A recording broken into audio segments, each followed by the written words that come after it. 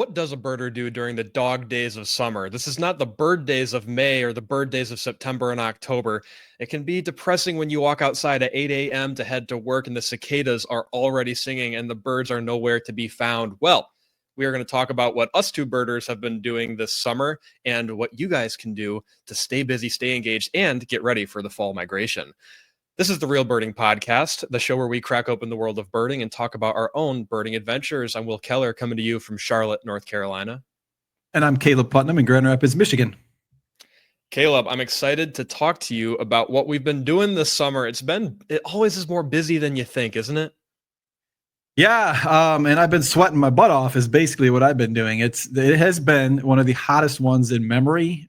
Just endless 90-degree days up here, which is, I don't know, it's kind of becoming the norm, it seems like.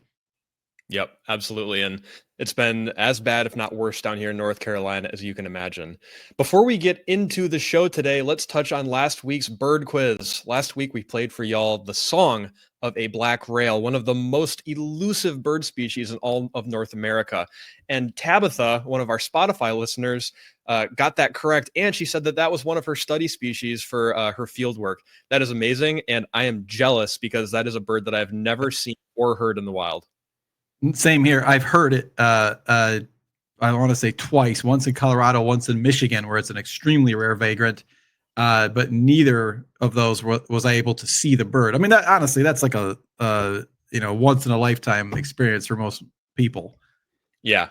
If you listeners don't know this bird, you have to look it up because it is, talk about the range of this bird. They've got populations on the East Coast, on the West Coast, and very sparsely in between. And some of these populations, even in places like Ohio, which is not very intuitive. But let's get into the show, or we'll get into this week's bird quiz here. I'm going to play for y'all the song or call of a North American bird, and you are going to take a guess at what that might be for a chance at a shout out at the beginning of next week's episode. Let's do it.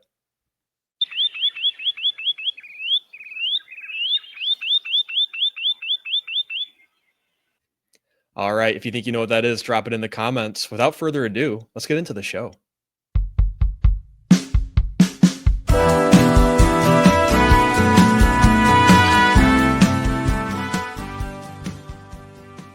Caleb, how are we doing, buddy? I'm doing good. How about yourself? Like we said earlier, it's hot. We're getting by, for a birder. This is not the summer to, enjoy to its fullest, I would say. Yeah, but I've been doing a bit of pool sitting and, if I am trying to get out and do something in the natural world, it is in the early morning, Will, because that is the only chance you have of hearing song and not just getting, toasted. I mean, I'm a northern person at heart, and my body cannot dissipate heat. It cannot do it. So I'm, even in the early mornings, I'm probably sweating before I'm even out the door. It's that time of year. Yeah, man. I walk to work every morning. One of the ways that I'm blessed in life is I live exactly a mile from the front door of my workplace. So I walk every morning, and I've been showing up and people are starting to make fun of me because my entire back is a shade darker than the rest of my shirt because I've sweated through in my 20-minute commute. At the little sweat line down the midline of your back there. Yeah. Yeah, it reminds me of football practice back in the old high school days in July and August when everybody was just drenched at all times in that way. Yeah, and you guys probably didn't have AstroTurf back then, right? Oh no, we were playing on the lawn. So, dude, I remember training for soccer in the summertime on the turf with the little black rubber pellets. And those things would heat up to, it must have been like 160 degrees or something, because you would run, and the faster you run, the more friction there is. So you would get blisters on the bottoms of your feet from the heat, not from the actual movement itself. Isn't that trippy? I never played on turf a single time, actually, back in the 90s. Just never. Most places never had it. But yeah. Are you getting out for birds at all? I mean, because one solution that a lot of people have to this conundrum is they just, birds aren't singing as much. There's no rarities around because nothing's really moving. It's demotivating because there's going to be bugs and mosquitoes. So what are you at that point now, or like what's it been like for you the past couple of weeks? Yeah, by and large, I'm not getting out as much as I would like. So we're in the Piedmont, and this is the time of year where, similar to the Midwest, you're looking for those big wading birds that have recently stopped breeding. So the young are fledging, and the adults are starting to leave their breeding grounds and look for resources elsewhere. So a few weeks ago, we had a roseate spoonbill in the county that I went and chased and got, and I went with my buddy Cody to go look for waders at a nearby lake, and we did not succeed, but we had some fun with the dragonflies nearby. But other than that, I've been enjoying the white-throated sparrow that's remained at my apartment complex, and I think it's one of the rarest birds I've actually ever found because it's one of, I think, 6 North Carolina July white-throated sparrow records. So it's pretty freaking weird. That is unbelievably weird, and I just don't even know what to make of it. I had in my queue, because in Michigan here in Grand Rapids, I'm a little bit south of the breeding range of white-throated sparrow, not too far, but a couple counties north they start nesting. But this year there were some late lingerers in June. Like, they're normally out of here by probably mid-May, maybe May 20th at the latest. There's some weird stuff going on. I really don't know what to make of it. Is that bird injured? Is it for some reason just deciding not to go north? That's really weird. Yeah, and it kind of gets into the whole, I mean, do you consider this a vagrant? Birds make weird decisions, and without making those weird decisions, you wouldn't have the range expansions that you see from birds all across the world. So yeah, it's a cool aspect of it. Really quick, dude, let's touch on each of our trips that we did last weekend. It's kind of fun. We can compare our little birding notes. For sure. So I had the pleasure of going to Wisconsin for the weekend. And again, it's the same issue of these summer doldrums. I'm like, what am I going to do? Like, what is there going to be to do? But actually it's quite simple when you're going to the areas surrounding Milwaukee because of this bird. One of the only kelp gulls, if not the only kelp gull in the country, I believe is correct. There had been one in Texas earlier this spring, but I don't know if that's still there. But this is apparently the second summer that this bird has returned, but it was not known that it was a kelp gull last summer when it was here. But there was like photos taken, and those photos were circulated throughout the winter. And I came across Amar Ayash's desk, and he's looking at it going, well, why isn't that a kelp gull? I mean, this bird is so dark on the back. Basically, the primaries in the back are like the same color of black, and even great black-backed gull doesn't have that. That's our other darkest one, and that's what they thought it was. But it's just like on this industrial building on the lakeshore in Milwaukee, kind of in a really industrial zone. And I mean, you pull up and the bird's sitting there on the roof, right? And that's pretty much what it was. We didn't get real close to it. The bird was paired with a herring gull, and it was raising this chick, which really raises a different issue. It's like, so this is going to be a kelp gull times herring gull hybrid, and it's going to be floating around the Great Lakes. Like, we don't normally think about this as a possibility, right? And we don't. I mean, kelp gull is something that could hypothetically occur, but they tend not to. There's only maybe a couple records all time, but this, like, how if a few of these pure birds are around, how many of these hybrid things are floating around for years in the Great Lakes or the interior of North America and just being looked at like, oh, that's probably just a lesser black-backed gull or a great black-backed gull. So, Caleb, you must not have heard. I'm pretty sure that the offspring perished. I think that chick died. It did. Yeah, it did. But I guess what I'm referring to is just that this can't be the first kelp gull that's ever occurred. In fact, we had a hybrid that it was showing up anywhere from Indiana into southwestern Michigan, also on Lake Michigan, probably about 10 years ago now. Gold Nasty. Or no, that's not Gold Nasty. Excuse me. I'm thinking of the other bird from Sandgates, Maryland. That one was called Shrimpy back in the 90s. That was like the first kelp gull that showed up here and blew everybody's mind. Incidentally, I actually went and saw that bird in 1999. So this was not a lifer for me, but this was the second one. And even though the chick died a couple of weeks ago for this Milwaukee bird, it's still there, and it still seems like it is interested, maybe, giving it a go. But it's getting late. I mean, we're talking mid-July, so any day now it's going to be too late to have enough time to start that second brood. Yeah. What's kind of funny in the birding community is sometimes nicknames catch on even among like extreme birders, and sometimes they don't.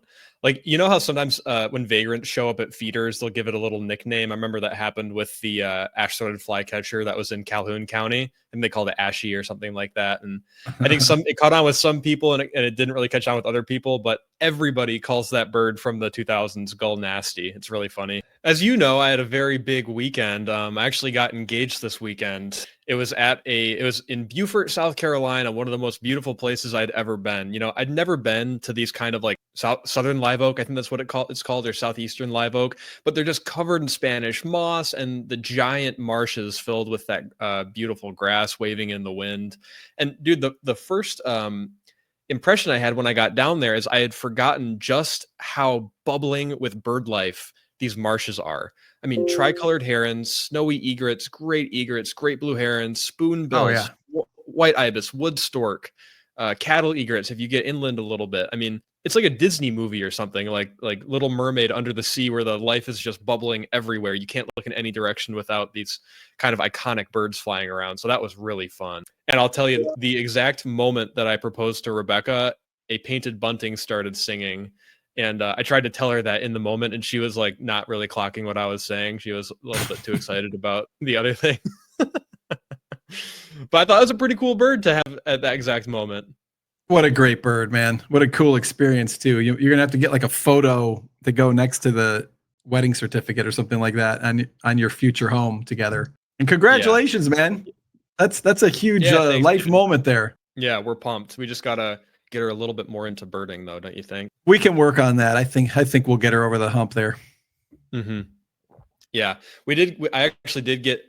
We did get to see painted bunting. It's kind of hard this time of year, you know, going back into our, you know, summer doldrums thing. These birds are kind of tucked away, singing from the top of a tree somewhere. But we got a painted bunting at eye level, which was really cool.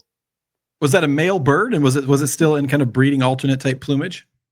Oh yeah, yep. The full blue, red, green, all that good stuff. See, that's the best bird I can think of to get non-birders interested in it and just get them excited about it. So maybe that's a harbinger of things to come in your relationship.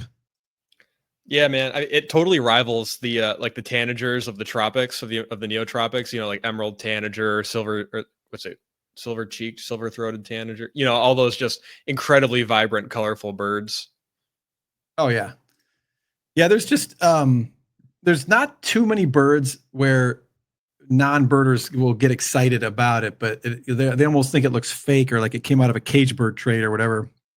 Which they do come out of the cage bird trade, but they're also native. But anyway, I take advantage of any opportunity that we can to get folks really inspired. Actually, speaking about this, Will, I don't know how much I've told you about this, but a little bit of a sneak peek at what's coming, probably mostly for next year. But I am working with Ottawa County Parks in Michigan. This is the county to the west of Grand Rapids, and we are trying to get a banding station set up for public demonstration to engage non-birders with birds in the hand as kind of the vessel, the tool for getting them really excited. And I've always felt that that's the best way you can do it. And you know, I mean, showing them a painted bunting helps a lot too. But you know, to have that captive bird and be able to tell its story and show them a map and then release it can create an experience that people never forget about. You know, so I'm super excited about this opportunity. We're hoping to give it a test run in September during the peak of migration here. I can imagine that could be a super successful program in that area because it is such a strong tourism destination. It's beautiful sand dunes and the lake and the rivers and all that stuff. And it's like, oh, on the pamphlet, honey, should we go check out this bird banding station? Like we could show the kids a little bird. I think that's going to be a total hit, dude, especially in the dog days of summer. Talk about something you can do during the summertime. You can band birds in the summertime. Hopefully we can catch them is the only concern, but I'm sure that we'll get some stuff. It'll probably just be a lot of song sparrows and cardinals, but that's fine. You know, I mean, just seeing it up close is a game changer for so many people. And the other thing is the park that we're going to be working at already has a ton of traffic. It's a brand new park. The city of Grand Haven is really excited about it, and the public knows that there's just like all these miles of trails, and then there's dunes and there's a lake. The views are gorgeous. So we're going to capture people whether they came there to see what we're doing or not. Hopefully you capture more birds than people. You might get shut down otherwise. Yeah. Well, I don't anticipate that one being a problem, honestly. And if anything, I think the problem we're going to have is having too many people and maybe not enough staff and volunteers. But that'd be the good problem to have. Well, dude, let's run through our sort of condensed list of birding activities for the summertime. And I'm going to throw out the first one, migrating shorebirds. A lot of people don't know this. A lot of people think of migration as a thing that happens twice a year. It happens in April and May, and then September, October. But the reality is that migration is constantly happening because different birds have different needs and different life stages and all these things. And one of the cool parts of that is a lot of these Arctic breeders or actually more like Great Plains breeders, like American Avocet, Willets, Wimbrels. Yeah, I'm going to pull up just to show people what you're talking about here. But, this is the Willet for its range map. And if we look at it in the wintertime, they are coastal. The western Willet, not the eastern. The eastern Willet goes to the tropics in the winter down here from the East Coast. But these western ones spend the winter on the east coast of the U.S. And then in the summertime, instead of migrating north, they actually migrate west to these prairie pothole zones. And so like in the state of Michigan, we will get birds from these areas hitting the Great Lakes shore once in April and early May, kind of like the last week of April, first week of May is key for that. And then again, this time of year, as soon as those Great Plains nests fail, they're popping up mostly along the Great Lakes shore. And actually, this is just this year's data, so you can see. Yeah, mostly you get them right along the Great Lakes shore. Otherwise, they just get up high and then they go straight to the southeast. And then as you get into more Arctic and subarctic breeding species, like let's do short-billed dowitcher. This is a good example. This is a bird. There's no eBirders in most of the places that they nest. So these are ones that are migrating and spending time at the winter quarters, even though it's June, July. I will switch that to all years. But these breed in subarctic, what's called the subarctic muskeg zone. So if places like Churchill, Manitoba, and then all of these inland marshes here. And these do have trees. They tend to be smaller, more stunted trees, not giant canopy stuff like what we have. And it's only until you get to the high Arctic here where the trees fall out, and then you have a whole different assemblage of species that is up there, like semi-palmated sandpiper, white rump sandpiper. They go way up. That's why they come late in the spring. And your point stands is that if you're going to go this far north to nest, you're there to capitalize on the brief flush of insects in the prairie, because insects are super abundant up there. Like mosquito swarms, the people that work up there, it's you can't take it. There's like hundreds of them on you at all times. And that flush of food is what gives them the ability to have larger clutch sizes when they nest up there. But the point is, as soon as that stops and their nest fails or the babies get eaten or something like that, instead of sticking around up there, they don't stick around for long. They just leave. And so by the time you hit like about right now, July 5th to 10th, maybe especially by 15th to 20th, a lot of these birds are southbound again. It's like I can sort the short-billed dowitcher map by July, and these are all southbound birds that have left the subarctic. Another little interesting factoid, now that I'm sitting here spewing bird stuff, guess who leaves first and leaves the other parent alone to raise these chicks? Did you know this? Does the female leave first? She does. They're deadbeat moms. So the females all leave, and then the dads stick around and raise all the chicks up in the breeding areas. So the first push of these birds, which are here now, are mostly females. So the relevance here to summertime stuff is just that when the shorebirds finally start to show up in July, usually about mid-July, is kind of the first sign that, oh, we're getting there. It's a harbinger to August, which I would argue is probably the greatest month we have for shorebird migration. So, we're definitely getting to that point now, It's funny, though, because there are some migrating birds that really July is the prime time to see them. And maybe just like early August, like Willet. I started the water bird count, I think, on August 23rd, and I only had Willets on maybe just the first day. And then you get into late August and September, and those birds have pushed through.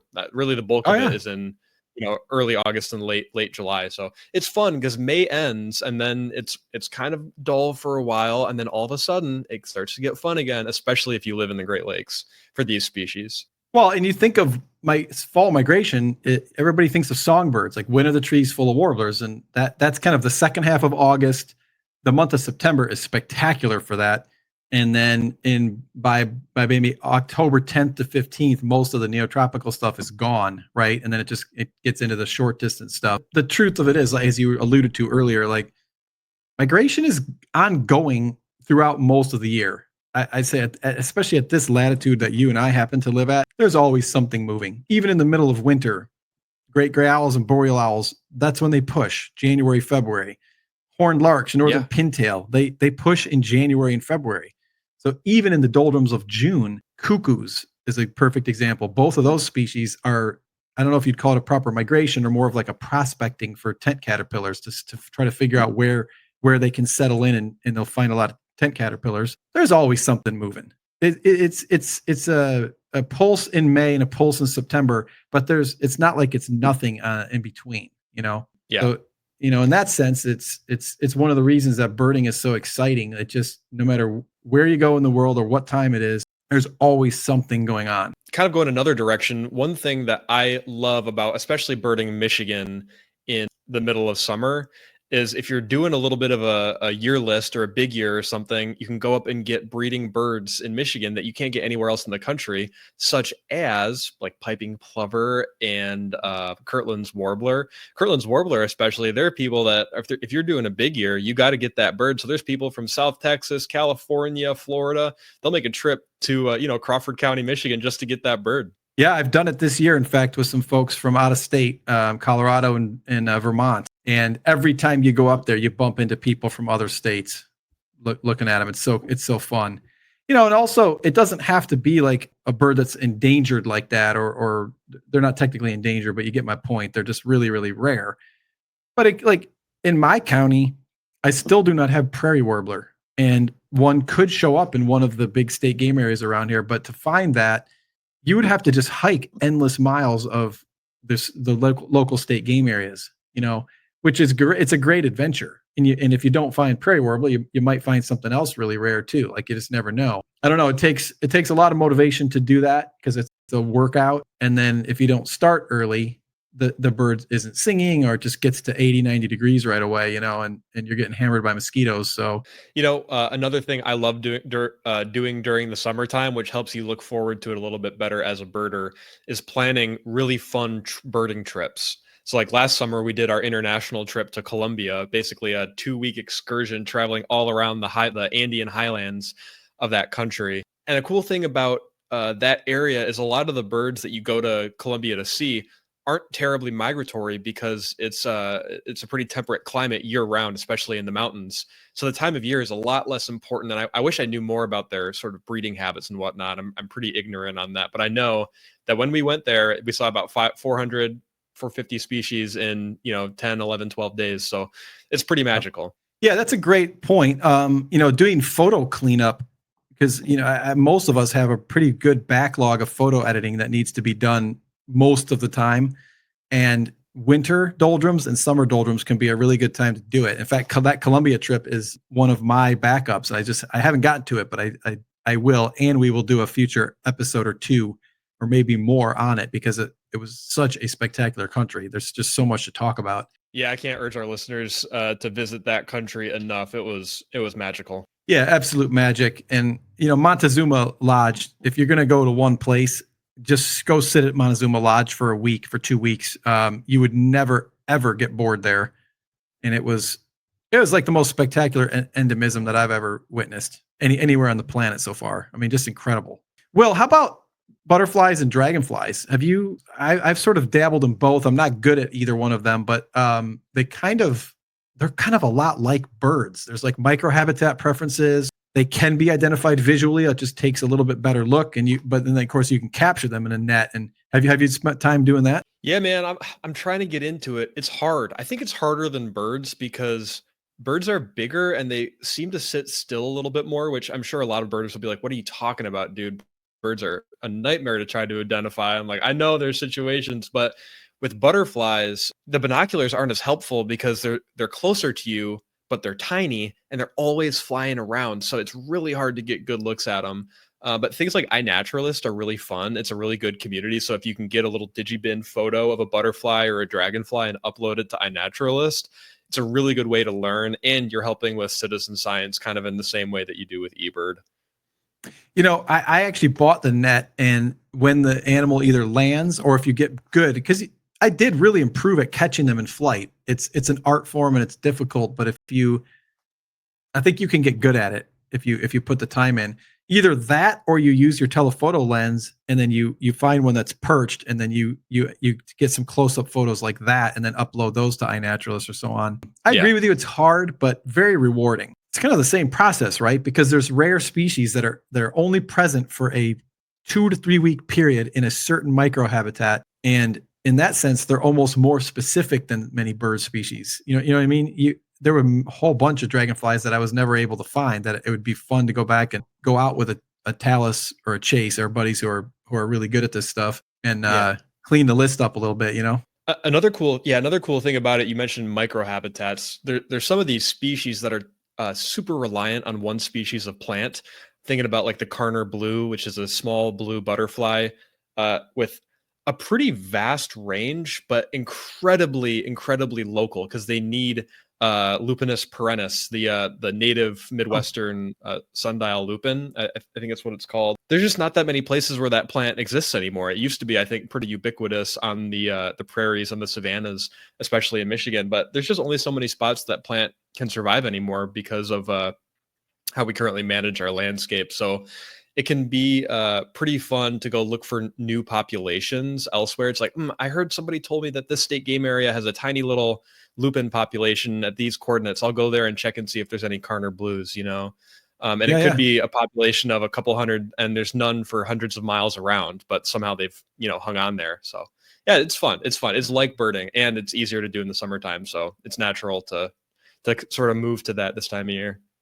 Yeah. Plus you never know what you're going to find, right? I mean, if you bop into that kind of habitat, I mean, who knows, maybe in Michigan, you'd find a breeding lark sparrow or vagrant, of some other sort, or even something like, a rare herp, an amphibian or a reptile. Actually, speaking of herps, that is another great one to do midsummer because they're just so active at that time of year, especially turtles.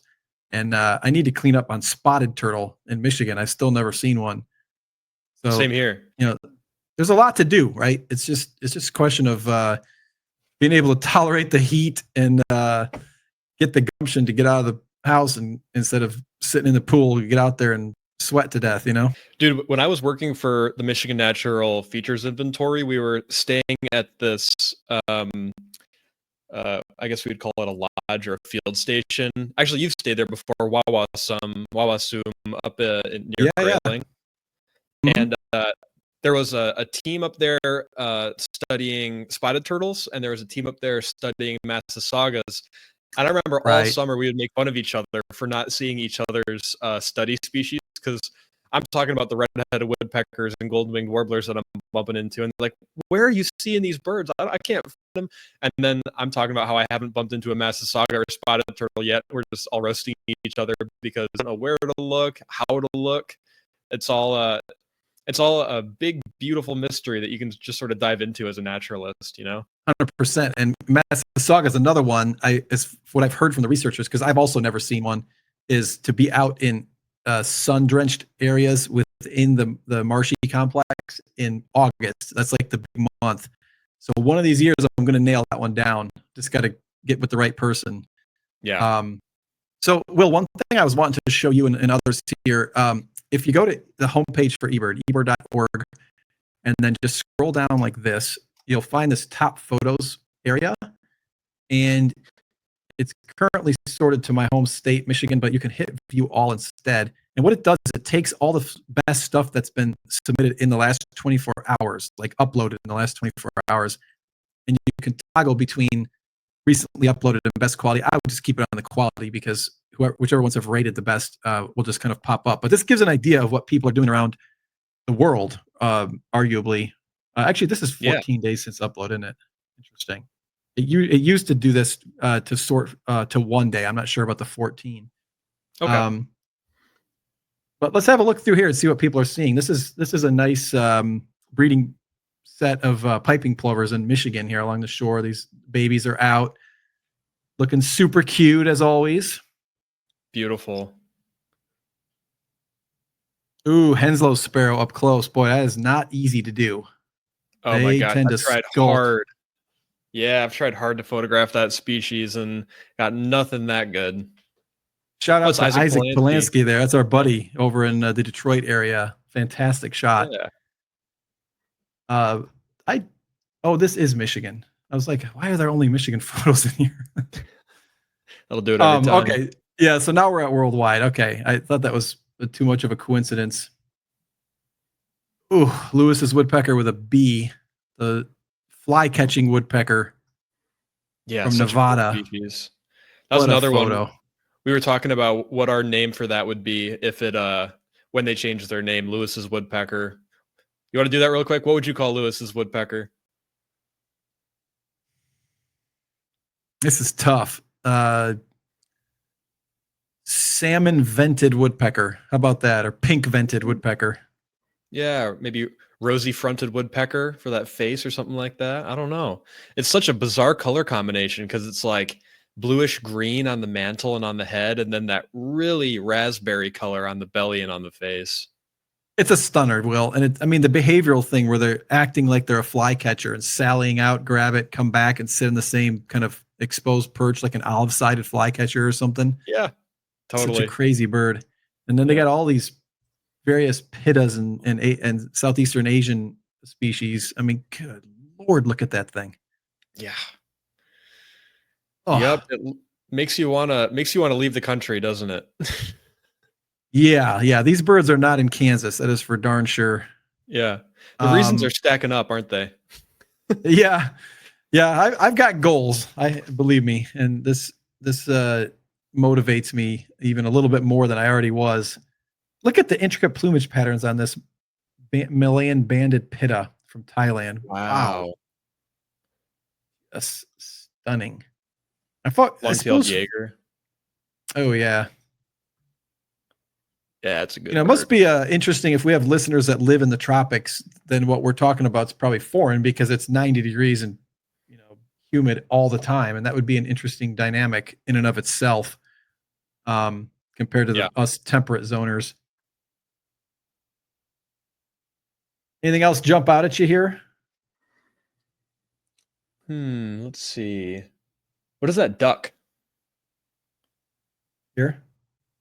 I recognize this puppy from Australia with the crazy beak. I don't even have any clue what's going on with these pink-eared duck, and it literally does have a little, like red cockaded woodpecker has the little red cockade. So it could have been pink cockaded duck. Wow. But yeah, I believe it's endemic to Australia. That's a trippy looking bird. Crazy. Yeah, their ducks were kind of not colorful compared to American ducks, being down there. We'll have to do a future episode on Australia. Spectacular in its own right, but the certain groups, just the ducks were kind of brown and grays, not a lot of color going on. Yeah. Let's pick one more bird here for our daydreaming. How about the little bittern? Similar to the least bittern of the Americas, but this is from France. Very cool. Are they in the same genus? Do you know? Oh yeah.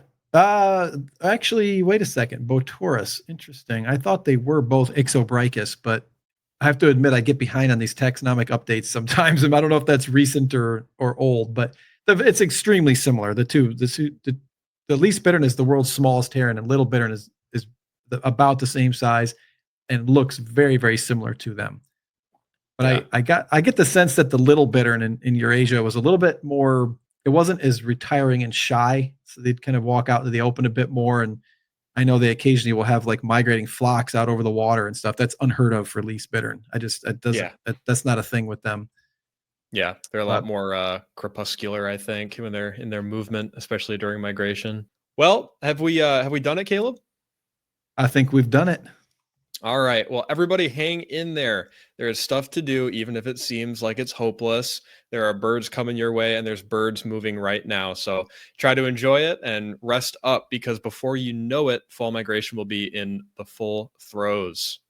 Up here, it's August 15, August 20th, and the woods are already filling with birds from the north, even though it's still 90 degrees out. So what is that? 6 weeks away? 5 weeks? Yeah. It's coming. Yep. All right. Thanks, everybody, for tuning in this week. Please like, share, and subscribe. Let us know if there's any topics you would like us to cover in the future. Thank you so much for watching, and go see some birds this week. Peace. Peace.